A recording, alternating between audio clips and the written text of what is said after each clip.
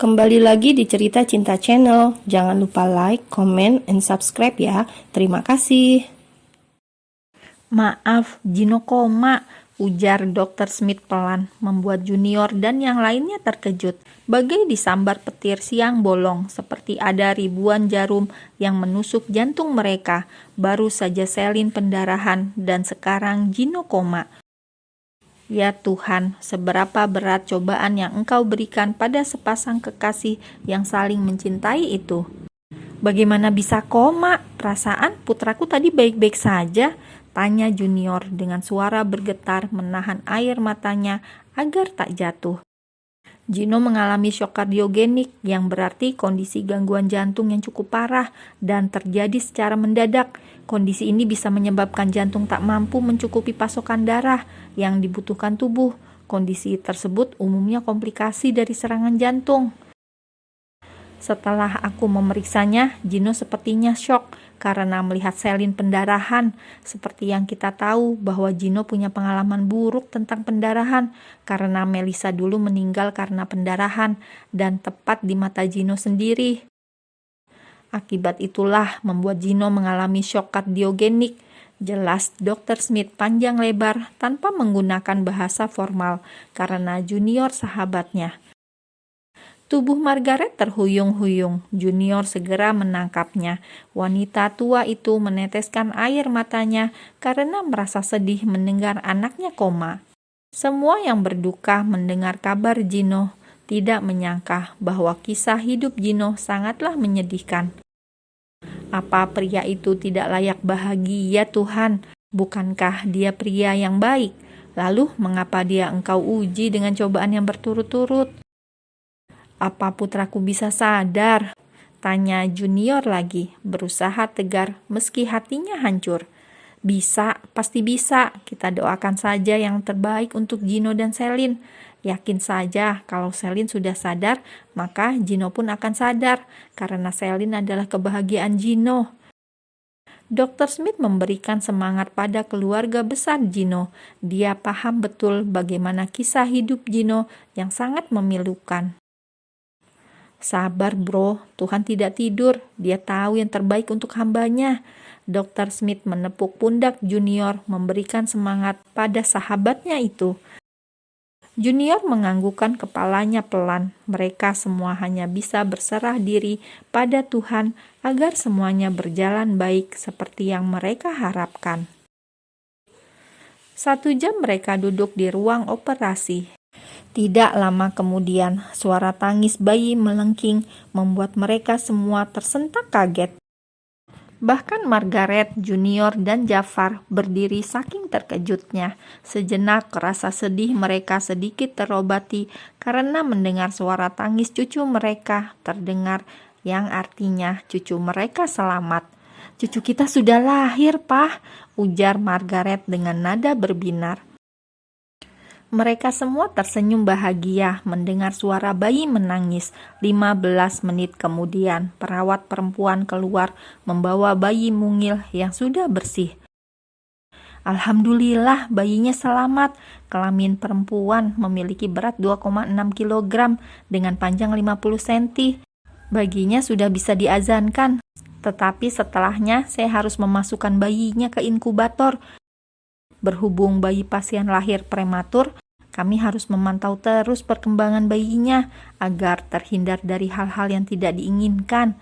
Jelas perawat itu panjang lebar membuat hati mereka senang bercampur sedih. Senang karena anak Selin selamat, sedih karena lahir prematur, namun mereka tetap bersyukur. Hati Junior terasa sangat sakit melihat cucunya yang sudah lahir. Teringat putranya yang sedang koma.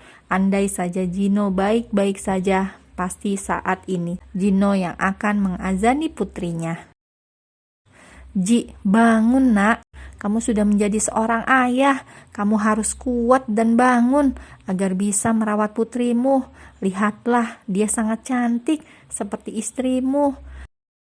Junior bergumam dalam hati. Margaret segera menggendong bayi mungil itu. Jangan tanya berapa banyak air matanya sudah keluar.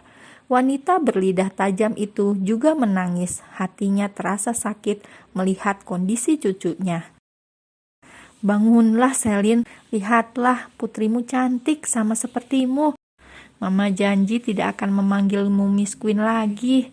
Margaret bergumam dalam hati. Wanita itu berjanji bila menantunya selamat, maka dia akan memperlakukannya dengan baik. Jafar segera mengazani cucunya. Kenapa tidak Junior?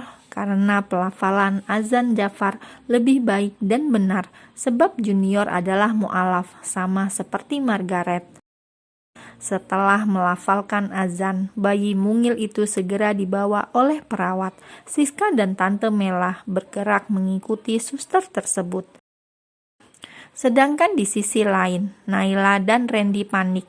Mereka sedang diburu oleh orang-orang Junior, tidak menyangka kalau rencana mereka akan gagal total. Bagaimana ini, Nay? Rencana kita gagal.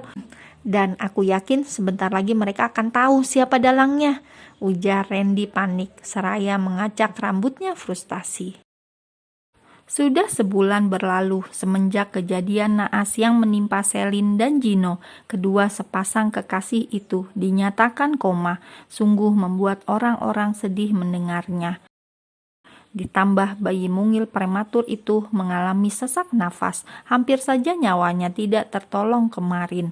Bayi Gino dan Selin masih berada di inkubator, tidak diizinkan pulang dulu karena masih butuh perawatan intensif. Fang yang sudah berhasil menemukan laki-laki yang mencelakai Selin, mereka terkejut saat mengetahui siapa dalangnya. Ternyata tak lain adalah Naila dan Randy. Mereka sengaja membiarkan Randy juga Naila bebas untuk sementara waktu. Kita tunggu Gino sadar dari koma, karena dia yang paling berhak membalas perbuatan dua ular itu. Biarkan mereka menikmati kebebasan dulu. Setelah Gino sadar, jangan harap mereka bisa hidup bebas, desis Junior seraya mengepalkan tangannya erat. Padahal dia sudah menganggap Randy anaknya sendiri, sebab telah bersahabat lama dengan Gino. Randy adalah musuh dalam selimut. Benar kata orang bahwa yang berkemungkinan menghancurkan kita adalah orang dalam, karena mereka tahu semua tentang kita. Pantau terus pergerakan mereka, lanjut Junior, membuat Fang menganggukkan kepalanya. Baik, Pak. Margaret masuk ke dalam ruang rawat Selin. Dia melihat Selin tidur nyenyak dengan wajah damainya. Banyak alat-alat medis yang terpasang pada tubuhnya. Selin dinyatakan koma, namun dokter mengatakan tidak akan lama lagi Selin akan sadar, walau mereka tidak bisa menebak kapan tepatnya. Nyenyak banget kamu tidur, macam gak punya beban apa-apa. Padahal kami semua menunggu kamu sadar. Apa kamu gak rindu sama kami semua, sama putri kamu? Margaret berbicara dengan Selin. Dia yakin menantunya itu bisa mendengarnya dengan baik. Mama tahu kamu gak budek, pasti dengar semua yang Mama katakan. Ayo bangun, udah cukup tidurnya, istirahat kamu terlalu lama. Tuh anak kamu di ruang inkubator, setiap hari rewel karena pengen minum ASI kamu. Si Gino juga koma, macam udah janjian aja kalian, pakai komanya barengan lagi. Margaret terus menggerutu meski air matanya sudah berlinang membasahi pipi. Dia merindukan sosok menantu bawelnya. Jujur saja, meski dia pernah tidak menyukai Selin, tetapi sekarang dia sudah menerima Selin sebagai menantunya. Bukan karena hamil, melainkan karena melihat ketulusan Selin yang mau memaafkan kesalahan anaknya dan mau menerima kekurangan Gino dalam bersikap. Selin ikut meneteskan air matanya. Dia bisa mendengar semua bisikan dan perkataan orang-orang sekitarnya. Margaret menghapus air mata Selin dengan penuh kasih sayang. Bangunlah, Mama kesepian gak ada kamu. Rumah terasa sunyi. Kalau ada kamu, Mama punya teman berantem. Gino juga pasti ikutan sadar kalau kamu bangun, Sel. Apa kamu gak kasihan sama putri kamu? Dia pasti butuh Mama dan papanya. Terlebih lagi, anak kalian lahir prematur. Dia butuh perhatian lebih dari kalian. Semakin banyak air mata keluar dari sudut mata Selin, tiba-tiba terlintas sebuah ide dalam benak Margaret. Gak ada yang mau ngerawat putrimu, dia terlahir prematur. Daripada merawat putrimu, lebih baik mama ikut arisan lagi bareng teman sosialita mama. Biarin aja anak kamu di inkubator selamanya.